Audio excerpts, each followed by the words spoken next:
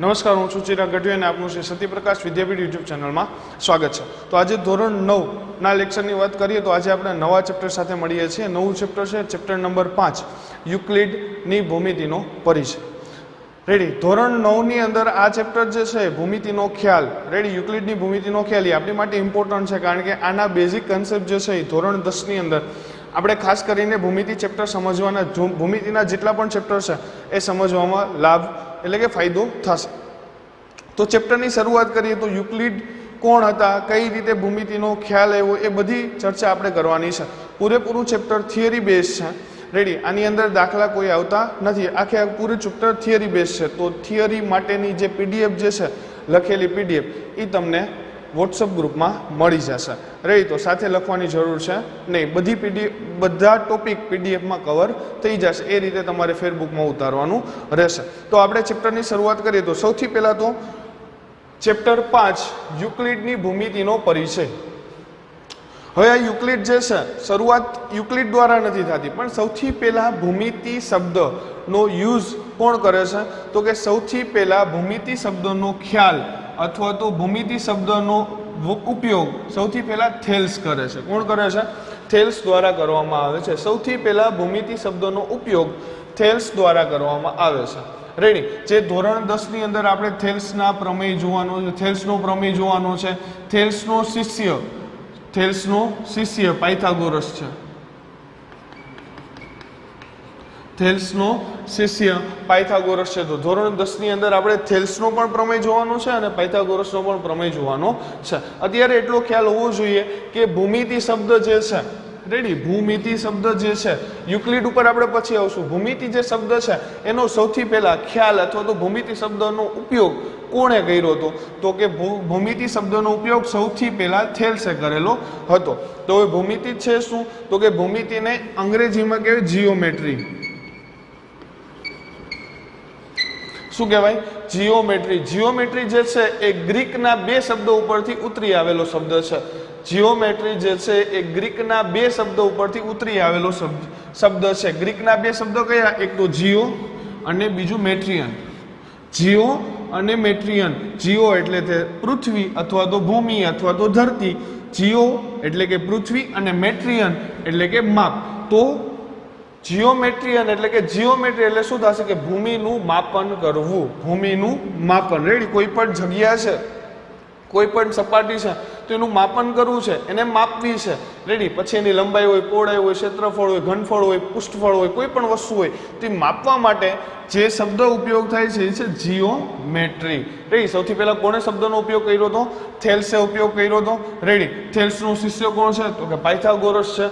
થેલ્સે શબ્દ કયા શબ્દનો ઉપયોગ કર્યો હતો તો કે ભૂમિતિ અથવા તો જીઓમેટ્રી। રેડી, જીઓમેટ્રી શબ્દ ક્યાંથી ઉતરી આવે છે તો કે ગ્રીકના બે શબ્દ છે, એક તો જીઓ અને બીજું મેટ્રિયન। જીઓ એટલે કે પૃથ્વી અને મેટ્રિયન એટલે કે નું માપન કરવું। રેડી, મેટ્રિયન એટલે શું થશે? નું માપન કરવું એટલે કે ભૂમિનું માપન કરવું। જીઓમેટ્રીનો મૂળ અર્થ શું થાય છે? ભૂમિ અથવા તો પૃથ્વીનું માપન કરવું। રેડી, તો ઈસવીસન પૂર્વે, હવે આ જે વસ્તુ જે છે એ થેલ્સ દ્વારા ભૂમિનું માપન કરવું એટલે કે જીઓમેટ્રી શબ્દ આપવામાં આવ્યો, એનો શિષ્ય પાયથાગોરસ। પાયથાગોરસ દ્વારા એક પાયથાગોરસ પ્રમેય આપવામાં આવે છે જે ધોરણ 10માં આપણે ભણવાનો છે। રેડી, અને આની પછીના ચેપ્ટરમાં એનો ઉપયોગ કરવાનો છે, ત્યારે હું તમને આ વિસ્તારપૂર્વક પ્રમેય સમજાવીશ। અત્યારે આપણે એટલું યાદ રાખવાનું છે કે એક પ્રમેય આપ્યો તો થેલ્સના શિષ્યએ, થેલ્સના શિષ્યનું નામ છે પાયથાગોરસ, અને પાયથાગોરસ દ્વારા પ્રમેય આપવામાં આવ્યો હતો જે પાયથાગોરસ પ્રમેય તરીકે ઓળખાય છે। પણ પાયથાગોરસે જે પ્રમેય આપ્યો એના કરતાં ઘણા વર્ષો પહેલા, એટલે કે ઈસવીસન પૂર્વે 800 થી 500 વર્ષ, એટલે કે આ 300 વર્ષના સમયગાળામાં ભારતની અંદર, ખાસ કરીને જોઈએ તો તમે સામાજિક વિજ્ઞાનની અંદર અત્યારે ભણતા છો અથવા આગળ જતા ભણશો કે આપણી હડપ્પિયન સંસ્કૃતિ આવતી હતી, સિંધુ ખીણની સંસ્કૃતિ આવતી હતી, કે જે સિંધના લોકો જે સિંધુ નદીના કિનારે અથવા તો એની કોઈ બ્રાન્ચ છે એના કિનારે જે લોકો વસતા હતા એને આપણે હડપ્પિયન લોકો અથવા તો હડપ્પાની સંસ્કૃતિ કહીએ છીએ। તો હડપ્પાની સંસ્કૃતિની અંદર તમને ખાસ કરીને એક ટોપિક આવે કે એની વિશેષતાની અંદર કે એના કોઈ પણ નગર હતા, ધોળાવીરા હોય, હડપ્પા હોય, મોહેંજો-દડો હોય કે બીજા કોઈ પણ લોથલ હોય, રેડી, કોઈ પણ નગર હતા એના મુખ્ય રસ્તા એકબીજાને કાટખૂણે છેદતા. કઈ રીતે છેદતા? કાટખૂણે છેદતા. અથવા બીજો શબ્દ વાપરેલો હોય કે એના કોઈ પણ રસ્તા એકબીજાને લંબ હતા. રેડી, તો એ લંબ હતા એ કયા સૂત્ર ઉપરથી એ લોકો બનાવતા? તો સુલભા સૂત્ર ઉપરથી. જો પાયથાગોરસે એ જ પ્રમેય આપ્યો છે. પાયથાગોરસે એ જ પ્રમેય આપ્યો છે કે કોઈ પણ જગ્યાએ 90° ખૂણો બને તો એ કઈ રીતે બનાવે, એના રિલેટેડ પ્રમેય જે આપેલો છે એ પ્રમેય આપણે એનાથી 300-500 વર્ષ પહેલા, 500,000 વર્ષ પહેલા, એની પહેલા આપણે એ પ્રમેયનો ઉપયોગ કરતા અને આપણે કયા નામે એને ઓળખતા? તો કે સુલભા સૂત્ર તરીકે ઓળખતા.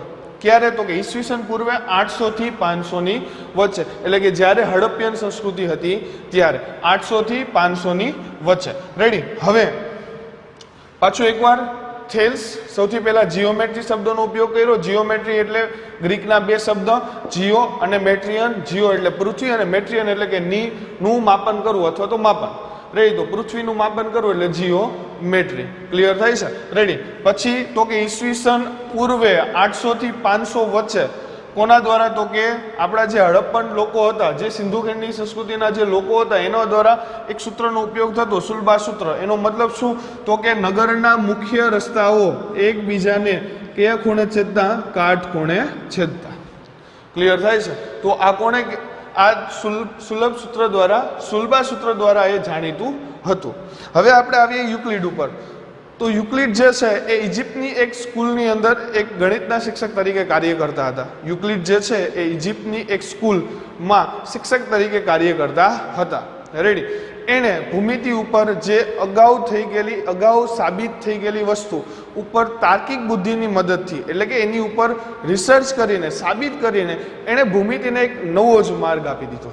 રેડી, એટલે ભૂમિતિને એક નવો જ માર્ગ આપી દીધો. એટલે ઘણી ભૂમિતિ જે છે ને યુક્લિડના નામે ઓળખાય છે, કારણ કે એનો બહુ મોટો ફાળો છે ભૂમિતિની અંદર. તો આપણે બે પ્રકારની ભૂમિતિ આવે છે, એક તો યુક્લિડની ભૂમિતિ અને એક નોન યુક્લિડની ભૂમિતિ. એટલે કે એક વ્યક્તિ કે જેણે આખી ભૂમિતિનું લગભગ બધું સાબિત કર્યું, સાબિત કરવા માટેના નવા પૂર્વધારણાઓ, પ્રમેયો એવું આપ્યું. અને બીજું નોન યુક્લિડ, એટલે કે એની સિવાય જેટલા ગણિતશાસ્ત્રીઓ મળીને ભૂમિતિ બનાવી એ બધી ભૂમિતિ શેમાં આવશે? નોન યુક્લિડમાં આવશે. તો યુક્લિડ કોણ હતા? તો કે ઇજિપ્તની એક સ્કૂલની અંદર એ ભણાવતા ગણિતના શિક્ષક હતા. અને એ પછી એણે ભૂમિતિ ઉપર એક શબ્દ, એક પુસ્તક લખ્યું. એ પુસ્તકનું નામ છે એલિમેન્ટ્સ. શું છે? એલિમેન્ટ. ખાસ યાદ રાખજો બાળકો, પુસ્તકનું નામ શું છે? એલિમેન્ટ્સ. પુસ્તકનું નામ છે એલિમેન્ટ્સ. હવે આ એલિમેન્ટ્સ જે છે એ પુસ્તકની અંદર એણે ટોટલ કેટલા ચેપ્ટર લીધા હતા? 13 ચેપ્ટર અથવા તો 13 પ્રકરણ લીધા હતા. ચેપ્ટરની સંખ્યા કેટલી હતી? તો કે 13. રેડી, યુક્લિડે જે એલિમેન્ટ્સ બુક બનાવી, બુકનું નામ છે એલિમેન્ટ્સ. એલિમેન્ટ્સ એટલે કે ભાગ. રેડી, તો એલિમેન્ટ્સ બુક બનાવી એના ટોટલ 13 ચેપ્ટર લીધા. કેટલા ચેપ્ટર લીધા? 13 ચેપ્ટર. અને એમાં જે ચેપ્ટર નંબર 1 હતું, ચેપ્ટર નંબર 1, એમાં ટોટલ એણે 23 વ્યાખ્યાઓ આપી. શું આપી? 23 વ્યાખ્યાઓ આપી. જુદા જુદા પદાર્થોને લઈને, વર્તુળને લઈને, વર્તુળની ત્રિજ્યાને લઈને, વર્તુળના કેન્દ્રને લઈને, શાંત રેખા કોને કહેવાય, આવા અલગ અલગ ભાગની ટોટલ એણે 23 વ્યાખ્યાઓ આપી. કોણે? યુક્લિડે. સૌથી પહેલા તો યુક્લિડે કયું પુસ્તક બનાવ્યું? ક્યાંના છે? ઇજિપ્તના. રેડી, એને કયું પુસ્તક બનાવ્યું? તો કે એલિમેન્ટ્સ. એલિમેન્ટમાં કેટલા ચેપ્ટર હતા? તો કે 13 ચેપ્ટર. એમાંનું પહેલું ચેપ્ટર જેમાં એણે 23 વ્યાખ્યાઓનો સમાવેશ કરેલો છે. રેડી, તો યુક્લિડ દ્વારા જે પણ ભૂમિતિ આપવામાં આવી એની માટે એણે અમુક પૂર્વધારણાઓ લખેલી હતી. પૂર્વધારણાઓ એટલે શું? તો કે જે સાબિતી વગર સ્વીકારવામાં આવે, એમાં કોઈ સાબિતીની જરૂર પડે નહીં. રેડી, અમુક વસ્તુ તમારે સાબિત કરવી તો અમુક એવી વસ્તુ હોય કે જે ફિક્સ તમારે લેવી પડે. રેડી, તો સાબિતી માટે, સાબિતી પહેલા જે માની લેવામાં આવે કે ભાઈ આ વસ્તુ આમ હશે. ફોર એક્ઝામ્પલ એક ઉદાહરણ આપો કે કોઈ પણ કાટકોણ ત્રિકોણમાં કાટખૂણો 90 અંશનો હોય તો આ એક સાબિતી છે. રેડી, આ શું છે? પૂર્વધારણા છે કે જે સાબિતી વગર સ્વીકારવામાં આવે છે, એની કોઈ સાબિતી હોતી નથી. તો પૂર્વધારણા, અગાઉથી ધારણા કરેલી વસ્તુ. રેડી, તો યુક્લિડે ટોટલ 5 પૂર્વધારણાઓ આપેલી હતી. કેટલી પૂર્વધારણાઓ આપેલી હતી? 5 પૂર્વધારણાઓ આપેલી હતી. હવે 5 પૂર્વધારણાઓ આપણે ક્રમશઃ ભણવાની છે.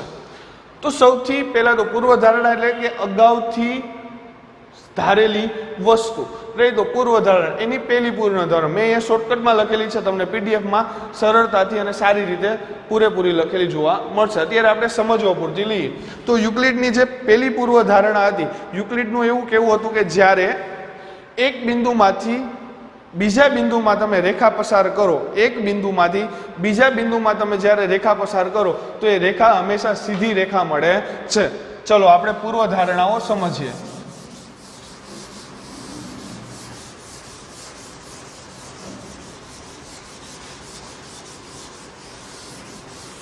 શું કહે છે યુક્લિડ પૂર્વધારણા નંબર 1 ની અંદર કે જ્યારે તમે કોઈ એક બિંદુમાંથી, અમારી પાસે એક બિંદુ છે, રેડી, આમાંથી હું એક રેખા પસાર કરું જે બીજા બિંદુમાંથી પસાર થાય છે, તો એક બિંદુમાંથી પસાર થતી રેખા જ્યારે બીજા બિંદુમાંથી પસાર થાય તો એ હંમેશા સીધી રેખા હોય. ફોર એક્ઝામ્પલ, આ એક બિંદુ છે, અહીંયા બીજું બિંદુ છે, તો આમાંથી પસાર થતી રેખા જો બીજા બિંદુમાંથી પણ પસાર થાય તો એ આપણે કેવી રેખા તરીકે ઓળખીએ છીએ? તો કે સીધી રેખા તરીકે.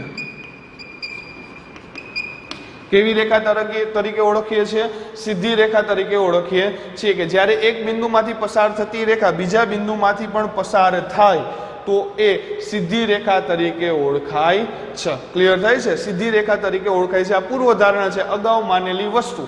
રેડી, અહીંયા કોઈ સાબિતી માંગેલી છે નહીં. ડાયરેક્ટ એણે એવું કીધું કે એક રેખા, એક બિંદુમાંથી પસાર થતી રેખા બીજા બિંદુમાંથી પણ પસાર થાય તો એ સીધી રેખા તરીકે ઓળખાય છે. તો આ પૂર્વધારણા નંબર 1.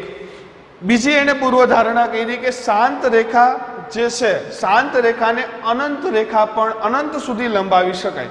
શાંત રેખાને અનંત સુધી લંબાવી શકાય. રેડી, હવે અહીંયા શાંત રેખા શું છે એ આપણે જાણીએ. રેડી, તો યુક્લિડ દ્વારા જે આપણે આ રીતે રેખા લેતા હોય છે, રેડી, રેખા જો 3 પ્રકાર આવશે. એક તો આવશે રેખાખંડ, રેખાખંડ, બીજું આવશે કિરણ અને ત્રીજું આવશે રેખા. રેખાખંડ, કિરણ અને રેખા, 3 વસ્તુ આવે. ગમે ત્યારે તમે રેખા શબ્દ વાપરો એની અંદર 3 વસ્તુ હોય. રેડી, 3 વસ્તુ કઈ? સીધી રેખાની અંદર ટોટલ 3 વસ્તુ હોય. 3 વસ્તુ કઈ? તો પહેલી તો કે રેખાખંડ, બીજી કિરણ, ત્રીજી રેખા. હવે રેખાખંડ કોને કહેવાય? તો જ્યારે કોઈ પણ તમે રેખા દોરો એને 2 અંત્ય બિંદુ હોય, એટલે કોઈ રેખા છે એના બંને છેડે કોઈ બિંદુ આવેલા હોય, બંને છેડે બિંદુ આવેલા હોય તો એને રેખાખંડ કહેવાય. બંને છેડે બિંદુ આવેલા હોય તો એને રેખાખંડ કહેવાય. રેડી, તો અહીંયા પણ એક બિંદુ છે, અહીંયા પણ બિંદુ છે, તો આને આપણે શું કહેશું? રેખાખંડ કહેશું. ક્લિયર થાય છે? સમજાય છે? બીજો શબ્દ આવશે કિરણ, કે એક બાજુ અંત્ય બિંદુ હોય અને બીજી બાજુ કિરણની નિશાની હોય, તો આને કહેવાય કિરણ. હવે કિરણ કઈ રીતે? તો કે રેખાખંડને તમે બંને તરફ અંત્ય બિંદુ આપી દીધા એટલે એને લંબાવી શકશો નહીં, ખેંચીને લાંબી કરી શકશો નહીં. જ્યારે કિરણને તમે એક બિંદુ અંત્ય આપ્યું છે, બીજી બાજુ શું છે? કિરણ, તો આને મારે જેટલી લંબાવી હશે એટલી હું લંબાવી શકીશ.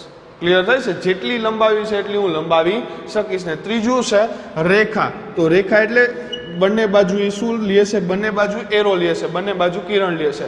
એટલે કે આ રેખાને તમે આ સાઈડ એટલે કે રાઈટ હેન્ડ સાઈડ અને લેફ્ટ હેન્ડ સાઈડ તમે જેટલી પણ લંબાવી એટલી લંબાવી શકો. રેડી, 3 વસ્તુ આપણે સમજ્યા. પેલું રેખાખંડ, બંને બાજુ શું આવશે? અંત્ય બિંદુ, જેને તમે લંબાવી શકશો નહીં. બીજું આવશે કિરણ, જે એક અંત્ય બિંદુ અને એક કિરણ, તો એને તમે એક તરફ લંબાવી શકશો. જે બાજુ અંત્ય બિંદુ હશે એ બાજુ લંબાવી શકાશે નહીં. રેડી, આ કિરણને આ રીતે પણ દોરી શકાય. આ બાજુ અંત્ય બિંદુ અને આ બાજુ કિરણ. રેડી, તો એને આ બાજુ તમારે જેટલી લંબાવી એટલી તમે લંબાવી શકો. અને ત્રીજું છે રેખા, જેને બંને તરફ લંબાવી શકાય છે. ક્લિયર થાય છે? જેને બંને તરફ લંબાવી શકાય છે. તો અહીંયા એણે શું કીધું? યુક્લિડની બીજી પૂર્વધારણા જે છે એની અંદર એણે કીધું કે શાંત રેખાને અનંત સુધી, શાંત રેખાને અનંત સુધી લંબાવી શકાય છે. તો આ આપણી પાસે કેવી રેખા છે? શાંત રેખા છે. રેડી, જેને એટલે કે શાંત રેખા એટલે બંને બાજુ તમને કિરણ આપેલા છે. આને તમે અનંત સુધી લંબાવી શકશો. ક્લિયર થાય છે? અનંત સુધી તમે લંબાવી શકશો. જે રીતે આપણે રેખામાં જોઈએ ને બંને તરફ લેફ્ટ હેન્ડ સાઈડ ને રાઈટ હેન્ડ સાઈડ લંબાવી હોય એટલી લંબાવી શકાય. તો એને અનંત સુધી આપણે લંબાવી શકીએ છીએ. પૂર્વધારણા નંબર 3 આવીએ. પેલી પૂર્વધારણા શું કીધી કે એક બિંદુમાંથી બીજા બિંદુમાં પસાર થતી રેખા હંમેશા કેવી રેખા હોય? સીધી રેખા હોય. રેડી. બીજું, શાંત રેખાને અનંત સુધી લંબાવી શકાય. અને ત્રીજી પૂર્વધારણા શું કહે છે કે કોઈ પણ એક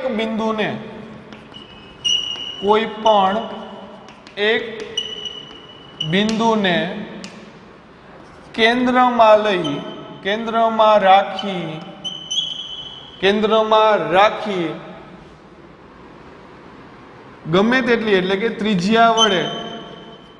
ગમે તેટલી ત્રિજ્યા વડે વર્તુળ રચી શકાય. અહીંયા શું કહેવા માંગે છે કે તમારી પાસે એક બિંદુ છે, આ એક સમતલ છે, અહીંયા એક બિંદુ છે.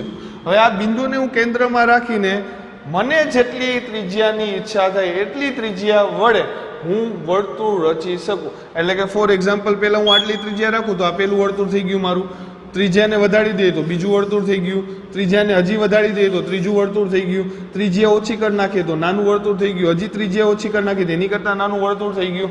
તો એનો મતલબ શું થયો કે યુક્લિડ એવું કહેવા માંગે છે કે જ્યારે તમે કોઈ પણ એક બિંદુને કેન્દ્રમાં લઈ, રેડી, તમે ગમે તેટલા માપની એટલે કે અનંત અંતર સુધીની ત્રિજ્યા લઈને વર્તુળની રચના કરી શકો. અનંત અંતર લઈને વર્તુળની રચના કરી શકો એટલે કે કેન્દ્ર એકવાર ફિક્સ થઈ ગયું અને ત્યાંથી તમે આટલી ત્રિજ્યા લઈને વર્તુળ દોરશો તો તમે વર્તુળ દોરી શકશો. ક્લિયર થાય છે? ત્રીજી રચના શું કહે છે કે કોઈ પણ એક બિંદુને કેન્દ્રમાં રાખીને અનંત અંતરની ત્રિજ્યા લઈ એટલે કે અનંત અંતર સુધીની ત્રિજ્યા લઈને તમે એનું વર્તુળ રચી શકાય. આ પૂર્વધારણા નંબર 3 છે. પૂર્વધારણા નંબર 4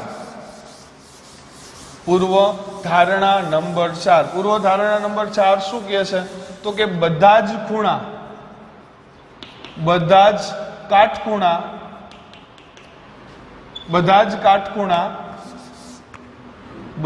કાટખૂણા સમાન કાટખૂણાના માપ બધા જ કાટખૂણાના માપ સમાન હોય છે. બધા જ કાટખૂણાના માપ સમાન હોય છે. એટલે કે ફોર એક્ઝામ્પલ, મારી પાસે એક નાનો ત્રિકોણ છે તો આ ખૂણો કેટલાનો થશે? 90 અંશનો થશે. કાટખૂણા એટલે કે જે ખૂણાનું માપ 90 અંશ હોય એને કાટખૂણો કહેવાય. રેડી. જે ખૂણાનું માપ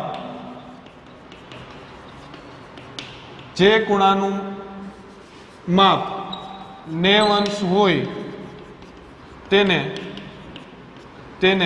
કાટખૂણો કહે છે. જે ખૂણાનું માપ 90 અંશ હોય તેને કાટખૂણો કહે છે. રેડી. તો અહીંયા 90 અંશનો કાટખૂણો બનશે. રેડી. તો આ પેલો ત્રિકોણ છે. હવે હું એની કરતા કોઈ બીજો મોટો ત્રિકોણ લઈ લઉં, એની કરતા કોઈ ત્રીજો મોટો ત્રિકોણ લઈ લઉં, તો અહીંયા મારી પાસે 3 ત્રિકોણ છે. ત્રિકોણ A, ત્રિકોણ B અને ત્રિકોણ C. ત્રણેય ત્રિકોણ કદમાં કેવા છે તો કે જુદા જુદા. ત્રણેય ત્રિકોણ, આ નાનો છે, એની કરતા મોટો છે, ને એની કરતા પણ મોટો છે. તો યુક્લિડ શું કહેવા માંગે છે કે બધા જ કાટખૂણાના માપ હંમેશા સરખા હોય. એટલે કે આ કાટખૂણાનું માપ કેટલું છે? 90. તો આનું પણ કેટલું છે? 90. આનું પણ કેટલું છે? 90. તો ત્રણેય કાટખૂણાના માપ, ત્રણેય એટલે કે 3 કે 3 કરતા વધારે કે ગમે તેટલા તમે કાટખૂણા લેશો તો કાટખૂણાના માપ હંમેશા તમને કેવા મળે છે? સરખા મળે છે.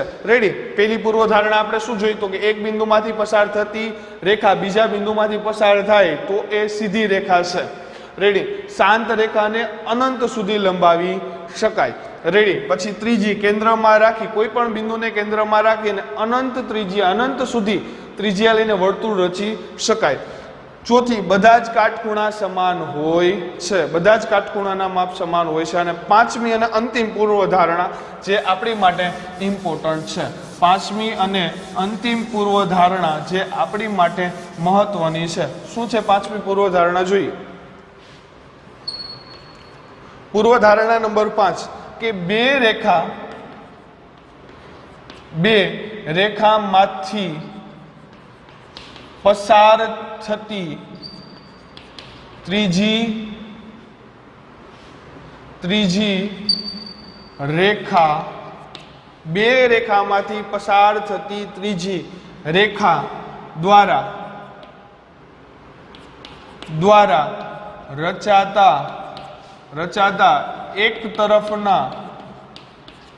તરફના અંતઃકોણ નું માપ 180 અથવા બે કાટખૂણાના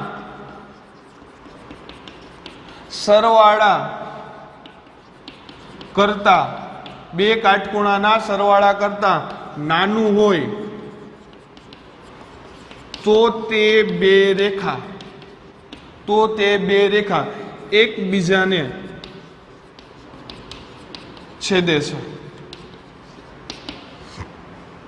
રેડી? થોડીક ડિફિકલ્ટ ને થોડીક આઈએમપી. રેડી? કે આની ઉપરથી આપણે બીજા પછી જોવાના છે, ટોપિક જોવાના છે, તો થોડીક ડિફિકલ્ટ છે ને થોડીક આઈએમપી પણ છે. એવી પૂર્વધારણા નંબર 5 આપણે જોઈએ, જેની અંદર પૂર્વધારણા નંબર 5 જોઈએ, જેની અંદર મેં શું કીધું, અથવા તો યુક્લિડ શું કહેવા માંગે છે? યુક્લિડ એવું કહે છે કે બે રેખામાંથી પસાર થતી ત્રીજી રેખા. રેડી? બે રેખામાંથી પસાર થતી ત્રીજી રેખા. તો પહેલા હું બે રેખા દોરીશ. આ પહેલી રેખા અને આ બીજી રેખા. બે રેખામાંથી પસાર થતી ત્રીજી રેખા, જે બંનેને છેદશે. પસાર થતી ત્રીજી રેખા. આ પહેલી રેખા છે, આ બીજી રેખા છે, આ પસાર થતી ત્રીજી રેખા છે. બે રેખામાંથી પસાર થતી ત્રીજી રેખા દ્વારા રચાતા એક તરફના ખૂણા, એટલે કાં તો આ તરફના ખૂણા કાં તો આ તરફના, એટલે કાં તો જમણી બાજુના ખૂણા કાં તો ડાબી બાજુના ખૂણા. કેવા? તો કે અંતઃકોણ એટલે કે અંદરની તરફ આવેલા. એટલે કે જો તમે આ બાજુ લેતા હોય તો કયો ખૂણો થાય? એક આ ખૂણો થાય અને એક આ ખૂણો થાય. રેડી? અને આ બાજુ લેતા હોય તો એક આ ખૂણો થાય ને એક આ ખૂણો થાય. ક્લિયર થાય છે? અંતઃકોણ એટલે કે અંદરની તરફ આવેલા ખૂણા. રેડી? એટલે કે બે રેખામાંથી પસાર થતી ત્રીજી રેખા દ્વારા કોઈ એક બાજુ, એટલે કે કાં તો જમણી બાજુ કાં તો ડાબી બાજુ, કાં તો જમણી બાજુ કાં તો ડાબી બાજુ ના અંતઃકોણ એટલે કે અંદરની તરફ આવેલા ખૂણા ના માપનો સરવાળો, અંદરની તરફ આવેલા ખૂણાના માપનો સરવાળો, અંતરકોણના માપનો સરવાળો. આ બંને ખૂણા છે, આ ખૂણો અને આ ખૂણો, આ બંનેના માપનો સરવાળો 180 કરતા ઓછો. કેવો? 180 કરતા ઓછો. અથવા બીજા શબ્દોમાં કહીએ તો બે કાટખૂણા, એક કાટખૂણાનું માપ કેટલું હોય? 90. અહીંયા બે કીધા તો 90 + 90, બે કાટખૂણાના સરવાળા કરતા ઓછો. એટલે બાય ડિફોલ્ટ ઈ પણ કેટલા થશે? 180 કરતા ઓછો. એટલે બે કાટખૂણા યાદ ના રાખો તો આપણે શું કરી શકીએ? તો કે અંતરકોણનો માપનો સરવાળો 180 કરતા આ ભાગ જે છે એ કૌંસમાં આવી જશે. 180 કરતા નાનું હોય તો તે રેખા એકબીજાને છેદે છે. જે તરફ નાનું હોય એ બાજુ છેદ. એટલે કે અહીંયા આ બંને ખૂણાનું માપ ફોર એક્ઝામ્પલ 180 કરતા નાનું છે. આ બંને ખૂણાના માપનો સરવાળો 180 કરતા નાનો છે. તો આ રેખાને હું જેમ આગળ લંબાવીશ ત્યાં કોઈ એક બિંદુએ બંને રેખા છેદશે. શું કરશે? છેદે છે. ક્લિયર થાય છે? સમજાય છે શું કહું છું? ફરીથી એકવાર રિવાઇઝ કરું છું કે તમારી પાસે કોઈ બે રેખા હશે, બે રેખામાંથી પસાર થતી ત્રીજી રેખા દ્વારા રચાતા એક તરફના અંતરકોણ, એટલે કાં તો જમણી બાજુના અંતરકોણ કાં તો ડાબી બાજુના અંતરકોણ ના માપનો સરવાળો, અંતરકોણના માપનો સરવાળો 180 કરતા નાનો હોય તો તે બે રેખા એકબીજાને છેદે છે. એટલે કે આ બંને ખૂણાના માપનો સરવાળો 180 કરતા નાનો હોય તો એકબીજાને છેદશે. રેડી? આ બાજુ ફોર એક્ઝામ્પલ બંને ખૂણાનો સરવાળો 180 કરતા મોટો છે, તો આ બંને રેખાને તમે લંબાવશો એકબીજાને છેદશે નહીં. ક્લિયર થાય છે? સમજાય છે? રેડી? બે રેખા ફરીથી એકવાર, બે રેખા ફોર એક્ઝામ્પલ આ રીતે આપણે રેખા લઈએ. આ બે રેખા માંથી પસાર થતી ત્રીજી રેખા દ્વારા જમણી બાજુ અને બંને તરફ, એટલે કે કોઈ એક તરફ ના અંતરકોણના માપનો સરવાળો 180 કરતા ઓછો હોય તો એ બંને રેખા એકબીજાને છેદે છે. ક્લિયર થાય છે? બંને રેખા એકબીજાને છેદે છે. તો આજના લેક્ચર માટે આપણે અહીંયા સુધી જ રાખવાનું છે રેડી કે આજે આપણે શું જોયું તો સૌથી પહેલા તો જીઓમેટ્રી શું છે એટલે કે ભૂમિતિ શું છે ભૂમિતિ એટલે કે જીઓમેટ્રી બે ગ્રીક શબ્દોનો બનેલો છે જીઓ અને મેટ્રિયન જીઓ એટલે કે પૃથ્વી અને મેટ્રિયન એટલે કે નું માપન કરવું રેડી સૌથી પહેલા જીઓમેટ્રી શબ્દનો ઉપયોગ કોણે કર્યો હતો તો કે થેલ્સના શિષ્યનું નામ શું છે તો કે પાયથાગોરસ રેડી ઈસવીસન પૂર્વે 800 થી 500 વચ્ચે રેડી કયા સૂત્રથી ઓળખાતું હતો તો કે સુલભા સૂત્રથી ઓળખાતું હતું જે આપણા હડપ્પિયન લોકો જે રીતે આપણે ચર્ચા કરી એ પછી તો કે ઇજિપ્તની એક સ્કૂલમાં વર્ક કરતા કામ કરતા ગણિતના શિક્ષક તરીકે યુક્લિડે કઈ બુકની રચના કરી એલિમેન્ટ્સ બુકની રચના કરી અને એલિમેન્ટ્સ બુકમાં ટોટલ 13 ચેપ્ટર રાખવામાં આવ્યા હતા જેમાંનું પહેલું ચેપ્ટર જે છે એમાં 23 વ્યાખ્યાઓનો ઉલ્લેખ કરવામાં આવ્યો છે એ પછી આપણે જોયું કે યુક્લિડે ટોટલ 5 પૂર્વધારણા આપી છે રેડી કે જે પૂર્વધારણા કેવી 5 આપી છે જે કે અગાઉથી